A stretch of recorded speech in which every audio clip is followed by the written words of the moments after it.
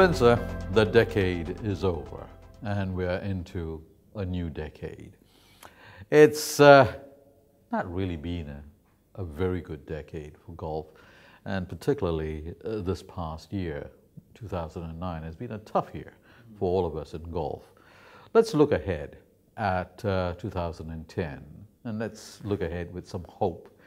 With that as background, what kind of a year do you reckon the PGA Tour is going to have without, their star performer, Tiger Woods? It's a tough question to answer, and obviously, as we sit here today, everyone's still waiting not only to find out where Tiger is, but when he might contemplate making a comeback to the tour. It's a huge problem for Tim Fincham, the PGA Tour Commissioner, who, as we know, he's been out here in our neck of the woods for the best part of 3 weeks in November. Picked up a couple of tournaments? He's, well, certainly, I think, reacquainted himself with key sponsors. I like the use of the term reacquainted. Well, you mean he has forgotten them? And I've said this in the magazine and other times when we've discussed it, that I think while everything was fine and dandy in the US, they tend to ignore everywhere else. Now, with the economic situation, sponsors pulling out, and even before the Tiger saga, they have to look at their future. And as with the European Tour, who in fact are now maybe looking a little bit like visionaries, having come into Asia so many years ago, I think Tim Fincham sees that this is the place where the future is, where the growth of the game is, where new courses, the golfing population's growing, with golf in the Olympics now, and he's even talking about the possibility of the President's Cup in this next decade now that we're coming up. I think he's talking about 2019, and this is going to be a critical area for him. You just mentioned they've just recently announced they're doing a co-sanction event with the Asian Tour at the Mines Resort in Kuala Lumpur. It's going to be a fascinating event. I think it's only 40 players, 6 million US.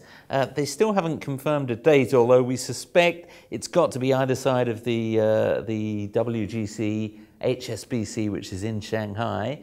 But there are potential clashes of dates then with other tournaments that are already on the schedule. So for the PGA Tour, I think a lot of imponderables as we go into 2010. And the one thing I'm looking forward to seeing, I guess more than anything else, on the playing side, is who steps up to the plate. In Tiger's absence, what an opportunity. Is it? Yeah, but then again, most of the guys, besides perhaps Phil Mickelson, who has some crowd pull power, the rest of the guys are basically journeymen. I think there's a few of them who might take a little bit of umbrage towards that. I mean, I look at the guy who burst onto the scene 2 years ago, Anthony Kim, who admittedly had a poor year in 2009. I think part of that was injury related, part getting used to the scene. I'm expecting a very, very big year from here. But there's no one on the tour who possesses the so-called mystique of Tiger Woods. Rightfully, that mystique came because of us guys in the media. We built him up. We gave him that mystique, that untouchable aura, so to speak. While we look at the existing group of players on the PGA Tour, I don't see anybody, okay? But what about some of the guys that you've been crowing about? Ryo Ishikawa, the Danny Lees of this world. Do you see these guys stepping up to the plate? Absolutely. I mean, again, coming back to the PGA Tour, I think there's huge relief from Tim Fincham that Rory McIlroy has pretty much agreed to play the minimum number of events there in 2010. Rory's 20 years old. He's I think, got into the top 10 now in the world rankings. And, we're already looking to guys like him, to Ishikawa, to Danny Lee, even maybe to the Gaganjit Bulas, to these younger guys up and coming, to be the guys who over the next decade are really going to stamp their authority on the game of golf at the very pinnacle of the game. And I think this year, let's see how these young guys get on. facing the likes of Harrington, who I expect to have another strong year.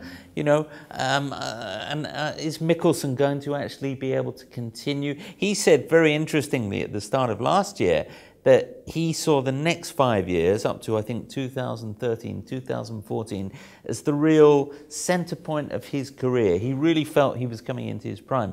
He's had personal problems, as we know, with his wife. Hopefully things are improving on that front. We saw towards the end of the year when he took Tiger down easily in Shanghai, a real sense that Mickelson's going to step up and be the man now who's going to capitalise. And of course, all this backdrop, the question comes back, when will Tiger return? And when he does return, what's the state of his mind? What's the state of his game? Okay, buddy, step up to the plate now. I want a quote from you. Is 2010 going to be a good year for golf?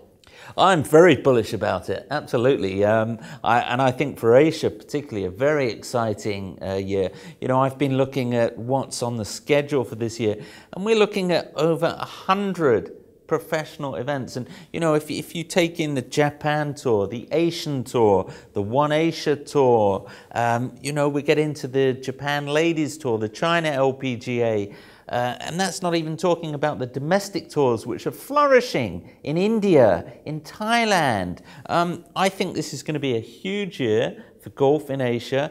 We're going to see Jeev Singh playing more on the US Tour. He's got his card there. Ishikawa, who you've mentioned already, I think what a big year it's going to be for him. Can he maintain the scintillating form? I mean, he's really surpassed all expectations in 2009. Can he maintain that in 2010? So, no, I'm excited about what lies ahead, and I think it's going to be a good year for Asia. All right, folks, you heard it right here on Asian Golf TV. Spencer Robinson, the oracle of golf in the Asia Pacific. Now, he has already made a commitment. 2010 is going to be an exciting, pulsating year for Asian golf. Asian Golf TV. All golf, all day.